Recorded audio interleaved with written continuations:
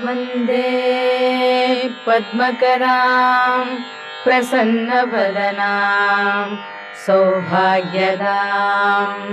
भाग्यदां हस्ताभ्याम् अभयप्रदां